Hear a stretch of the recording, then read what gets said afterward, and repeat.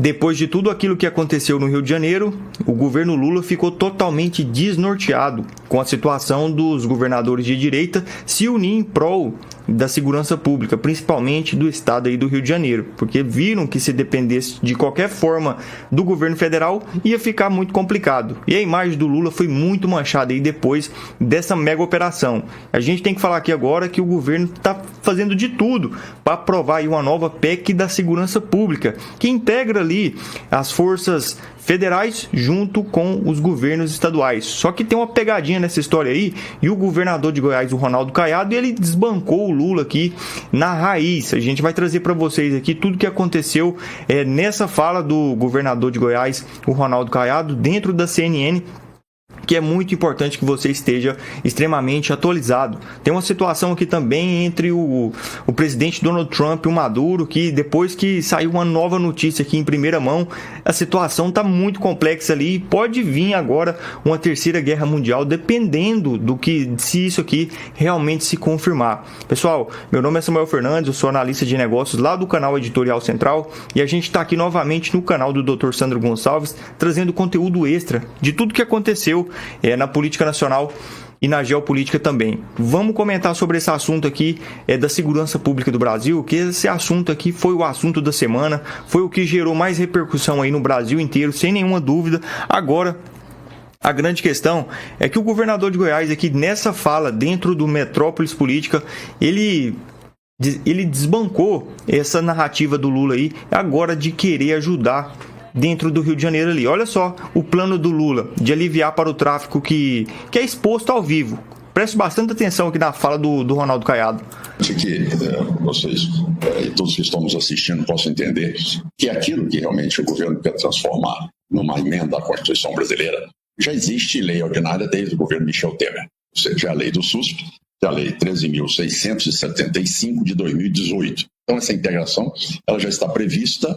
Isto realmente é algo que todos nós já praticamos. Em Goiás nós já temos 100% essa integração. Essa integração chama-se Força Integrada de Combate ao Crime Organizado, FICO. Isso aí mostra que nós já estamos aplicando. O que o governo deseja, na verdade, não é integrar as informações. O que o governo deseja não é integrar ali o acesso dos estados ao sistema do governo federal. Ele não libera a nós o COAF. É uma burocracia enorme para você ter acesso ao COAF. Nós não temos ali o repasse dos softwares que eles têm para ser desenvolvido. Nós não temos nenhuma informação compartilhada com o governo federal. O que o governo federal deseja não é compartilhar informações, não é integrar informações. O que o governo federal, com essa PEC, deseja é exatamente concentrar o poder na mão do ministro da Justiça. Desconhecer os entes federados, sobrepor o que a Constituição brasileira nos deu em 1988, que é a capacidade de nós, governadores, definirmos as nossas regras gerais de comando de segurança pública nos estados. Então o governo federal não quer integrar, o governo federal quer concentrar, ele quer transformar. Como o ministro da Justiça, ele é o iluminado que sabe atuar melhor do que a inteligência das nossas polícias e o operacional das nossas polícias no Amapá, no Acre, no Rio Grande do Sul, em Goiás, no Mato Grosso, no Distrito Federal. Entende? Então, quer dizer, ele quer se vestir de um poder onde ele quer anular os poderes dos estados. Então, é contra isso que nós insurgimos. Agora, contra a integração, ao contrário. O que nós pedimos sempre é que haja essa integração das forças. Tanto é que nós criamos ontem, por um sentimento de orfandade do governo federal, nós criamos esse consórcio de paz para poder trazer esse nível maior de dados para nós podermos abortar todas essas tentativas, ou diminuir essas tentativas do crime organizado. O segundo ponto que você coloca é sobre a lei. Esta lei do antiterrorismo, na verdade, você sabe, continua ali com o sexto da pena, com toda a flexibilização. Isso aí, faccionado não teme nada, isso aí é água com açúcar para bandido faccionado. Então, isso não impacta nada. O que realmente impactaria é aquilo que o Paraguai já... Pessoal, vocês viram que séria a situação? O governo federal, na verdade, ele não quer integrar, ele quer dominar toda a questão aí da segurança pública do país, porque a partir do momento aí que uma proposta de emenda da Constituição dessa natureza ela foi implantada, praticamente aí ela tira, de certa forma, a força do Estado de agir. Aí você imagina só, um governo hoje que está no Brasil que não tem a mínima responsabilidade com a segurança pública do povo. A gente vê aí os números aumentando cada dia mais. Hoje 1/4 da população brasileira ela vive sob o jugo dessas facções criminosas. Aí coloca o poder inteiro praticamente aí dentro do governo federal. Isso aí é um negócio que o governador de Goiás ele desbancou de cara aí. E agora vamos mostrar para vocês aqui qual que é a verdadeira preocupação da esquerda aqui nessa questão toda. Olha só essa publicação que acabou de sair aqui no Poder 360, que foi uma fala aqui da ministra Gleisi Hoffmann. Presta bastante atenção, ó. Governadores de direita querem o Brasil na mira dos Estados Unidos, diz Gleisi Hoffmann. Para a ministra, manifestações e termos usados depois da mega operação do Rio estimularam um intervencionismo militar de Trump. Olha só onde que foi a preocupação dela, porque tá todo mundo vendo que esse pessoal não tem a mínima competência aí de combater o crime organizado, e ela tá vendo que os governadores de direita se unindo e deixando o presidente da República de fora dessa situação vai chegar no presidente Trump. O governador do Rio de Janeiro, Cláudio Castro, ele fez todo um relatório ali de tudo que aconteceu, mostrou para o Trump que o governo federal não ajudou em praticamente nada, não deu ali a Polícia Federal, não ajudou na questão da assinatura do GLO, precisou até daqueles blindados da Marinha, foi negado. Então praticamente tudo que tentaram foi muito aí negado em tudo que foi pedido pelo governador Cláudio Castro do Rio de Janeiro. E aqui, em uma publicação na sua rede X, a Gleisi Hoffmann, olha só o tanto que eles estão preocupados com essa situação que a gente tem comentado aqui. Ao invés de somar forças no combate ao crime organizado, como propõe a PEC da segurança enviada pelo presidente Lula ao Congresso, os governadores da direita, vocalizados por Ronaldo Caiado, investem na divisão política e querem colocar o Brasil no radar intervencionismo militar de Donald Trump na América Latina. Não conseguem esconder o seu desejo de entregar o país ao estrangeiro, do mesmo jeito que Eduardo Bolsonaro e sua família de traidores da pátria fizeram com as tarifas e a Magnitsky.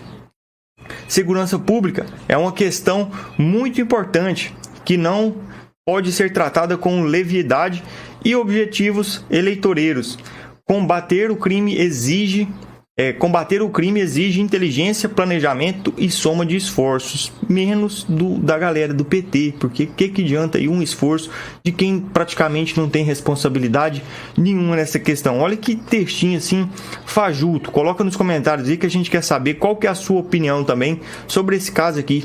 Olha só onde que foi ali a preocupação dela, porque ela sabe que a partir do momento que o presidente Trump vê tudo que está acontecendo, esses diálogos aí que estava tendo com o presidente Lula, possivelmente ele pode dar uma alterada muito grande. E a questão aí da lei Magnitsky, das tarifas, a gente sabe, porque hoje aqui no Brasil, infelizmente aí existe a violação dos direitos humanos aí o tempo inteiro. Então não adianta querer culpar o Eduardo Bolsonaro, que está fazendo o trabalho ali de simplesmente o que um deputado federal tem, que é de fiscalizar, e graças a ele tem ali o poder de entrar dentro da Casa Branca e entregar ali para as autoridades necessárias aí que cumpriram o papel. Não foi o Eduardo Bolsonaro que aplicou a lei Magnitsky, ele só apresentou os fatos e as autoridades americanas entenderam que realmente deveria ser feito o que foi feito. Agora, vamos colocar aqui uma publicação para quem está achando ainda que existiu muitas vítimas ali que não tinha nada a ver com a história. Olha só esse vídeo que o governador do Rio de Janeiro, Cláudio Castro, acabou de publicar nas suas redes sociais. Preste bastante atenção aqui, olha só.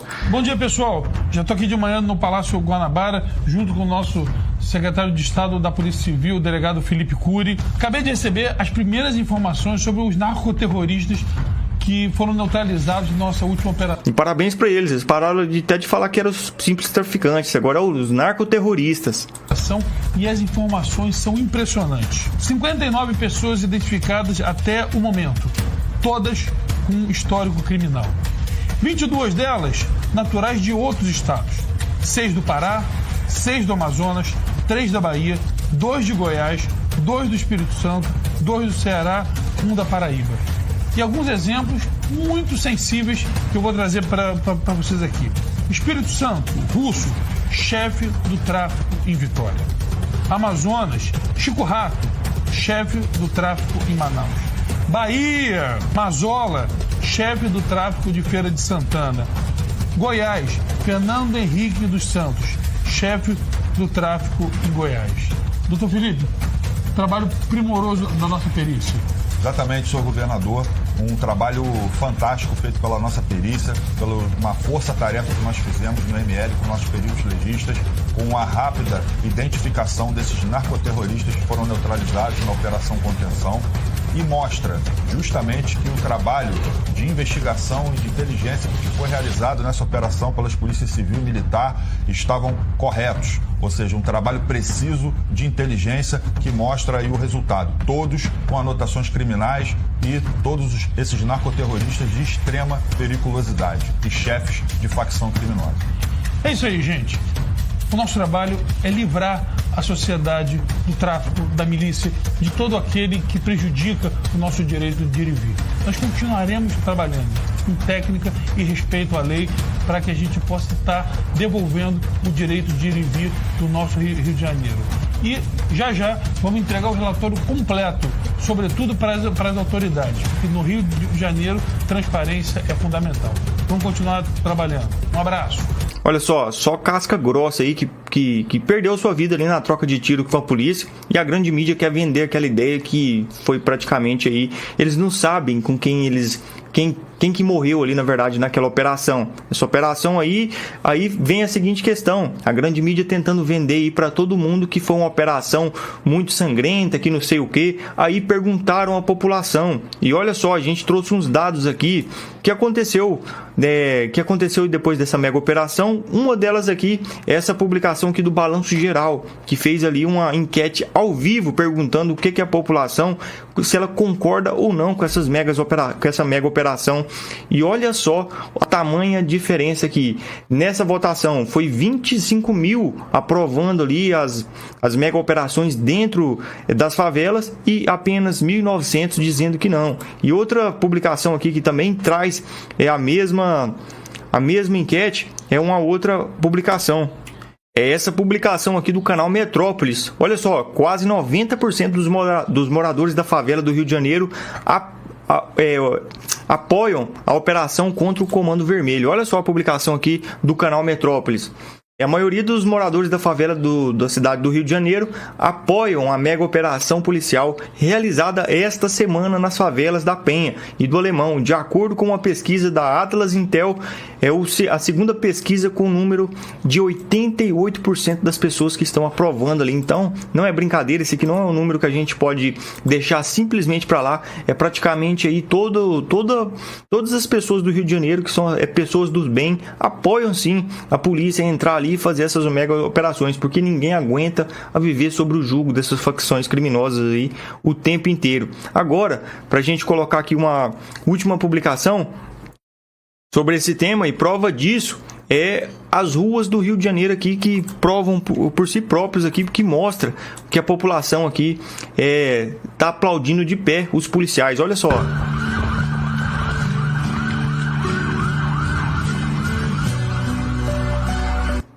Situação aí da população do Rio de Janeiro admirando ali o trabalho da polícia que estava passando ali nas ruas, todo mundo parando para aplaudir.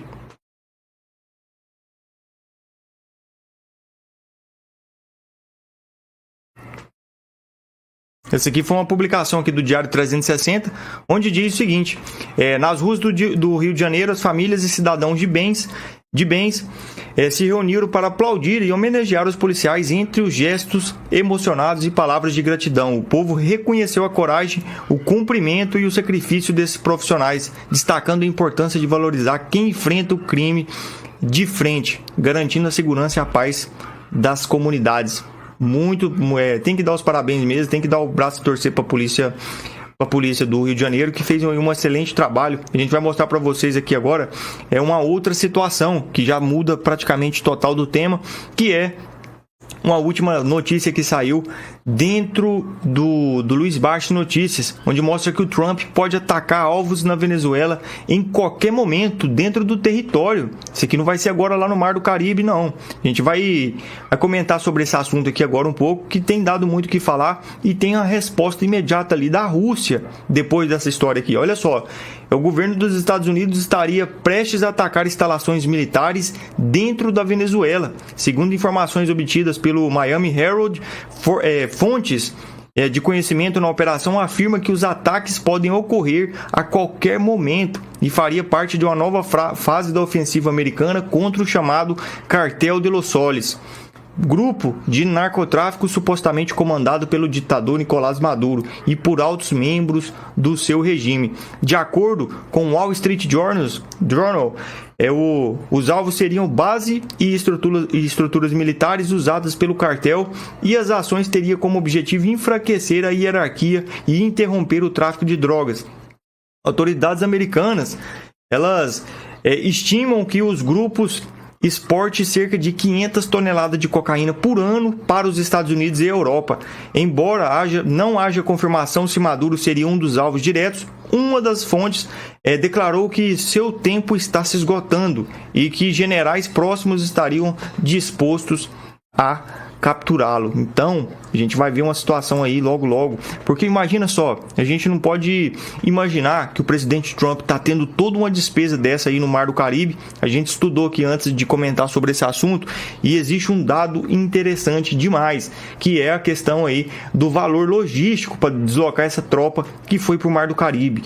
Os Estados Unidos está gastando aí $1 bilhão por dia para deixar ali os maiores porta-aviões do mundo, aqueles 7 embarcações que é os navios destroyer, tem submarino nuclear, tem 10 caças F-35 ali em Porto Rico, que é pertinho da Venezuela. Então a gente está vendo aí que a tensão está aumentando muito.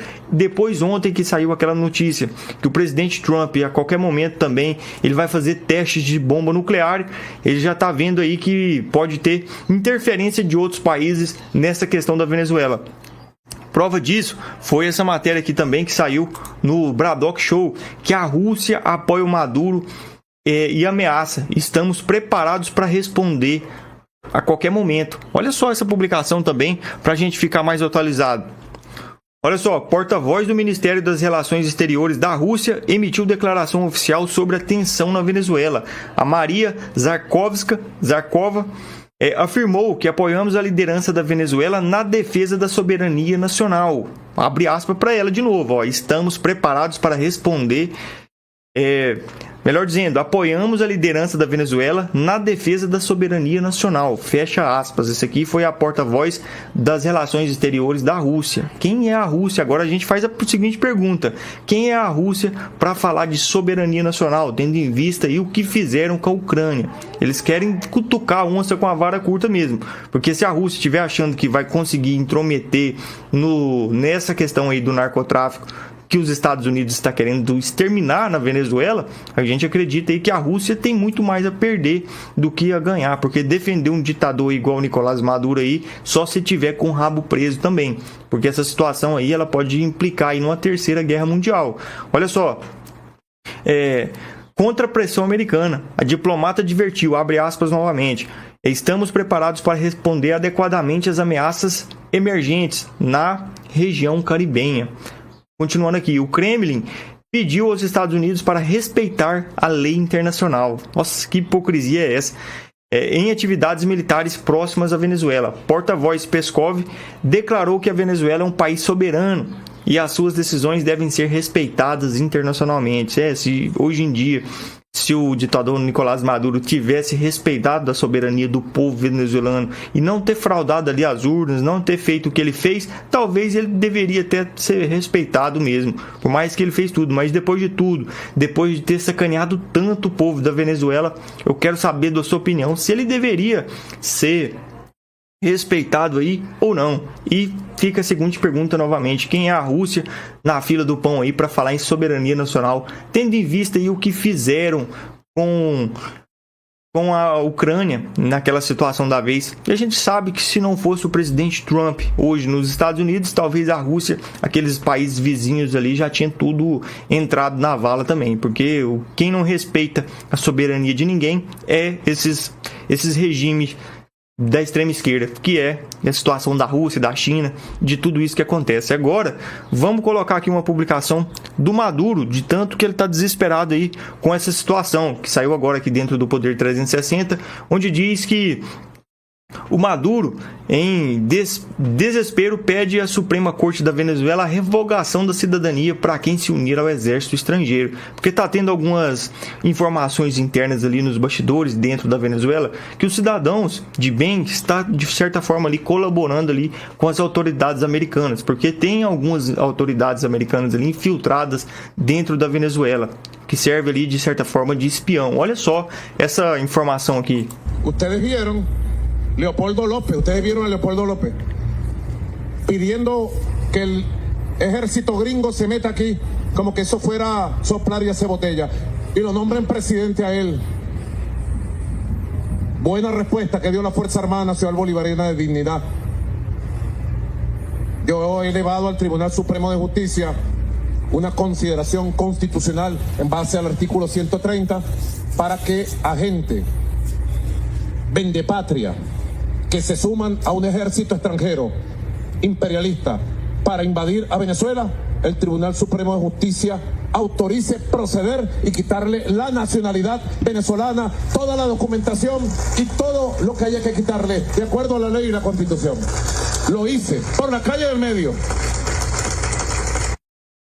Pesquisas internas ali dentro da Venezuela apontam que a maioria, que 80% da população está aprovando aí a intervenção militar dos Estados Unidos dentro da Venezuela. Esses 20% a gente entende que as pessoas ainda que têm a oportunidade de comer um prato de comida ainda durante o dia, que são aí as pessoas que estão apoiando o regime do ditador Nicolás Maduro. E essa situação, ela vai dar muita matéria aqui pra gente contar pra vocês aqui ainda. Isso a gente tem certeza. Agora, vamos colocar aqui uma publicação que saiu, que na verdade é de partir o coração, porque tudo que fizeram aí com o presidente mais amado que a gente já teve aqui nesse Brasil, que foi o Bolsonaro. A informação que saiu aqui dentro da Jovem Pan é que o Bolsonaro teria desistido da anistia aqui, segundo uns aliados que prestaram ali, que conversaram com o pessoal da Jovem Pan. Vamos assistir isso aqui junto aqui e depois a gente vai comentar sobre esse assunto. Olha, eu ouvi de aliados do ex-presidente Jair Bolsonaro que ele já desistiu da anistia. Na verdade, eles completam que Bolsonaro ainda está em negação. Eu ouvi uma fonte importante, um aliado de primeira hora do ex-presidente, que diz que ele ainda tem alguma esperança, está um pouco em negação, mas que no fundo ele e o entorno já entendem que essa discussão está travada, que não tem para onde ir e que Bolsonaro não vai conseguir concorrer mesmo ao Palácio do Planalto no ano que vem.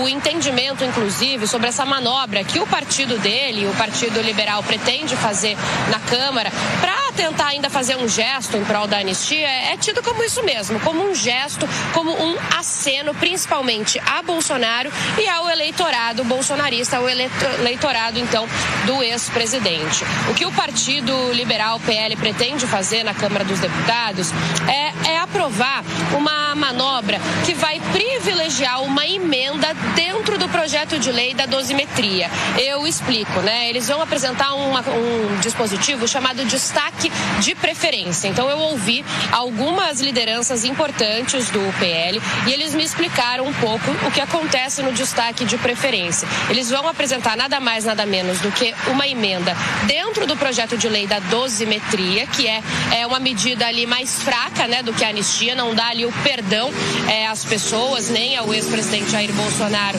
mas sim repensa ali os números das penas. Só que quando eles apresentam um destaque de preferência, esse destaque ele precisa ser analisado na votação, ali na pauta, antes de qualquer outra parte do texto. Então eles vão precisar, serão obrigados, os deputados, a analisarem essa emenda antes. E esse texto da emenda será realmente o texto sobre anistia e sobre o perdão. Então a expectativa dos deputados federais do PL é que com isso essa emenda seja analisada pró-anistia antes do texto da dosimetria e que eles tenham maioria para aprovar um texto nesse sentido.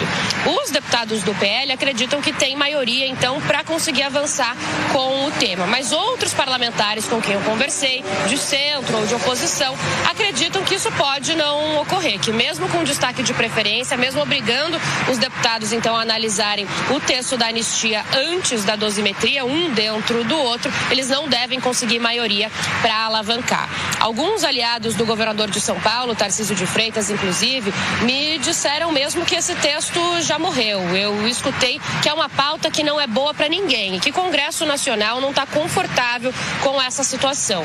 Digo isso porque Tarcísio de Freitas lá atrás foi o principal articulador, da anistia, foi ele quem conseguiu ali convencer Hugo Mota, o presidente da Câmara, a pautar o texto num jantar reservado. Ele chegou a viajar para Brasília para articular a anistia, mas agora os aliados, o entorno do governador, também já não acreditam mais nesse projeto, no avanço do projeto, pelo menos. Só na dosimetria, que já está acertada com o judiciário. Mas o fato, então, é que em breve o Partido Liberal, assim que conseguir voltar essa discussão na Câmara, conseguir voltar a pautar a dosimetria na Câmara, deve apresentar esse destaque de preferência para retomar a discussão da anistia. Um dos membros do PL, um membro importante, me disse a seguinte frase: nós vamos conseguir maioria para aprovar a anistia de verdade. Então essa manobra está em vista, deve ocorrer, mas lembrando, Nonato, que ainda não tem data exata para que essa discussão seja retomada na Câmara. Tem outros assuntos pipocando e entrando na frente, mas essa é a expectativa, então, dos deputados.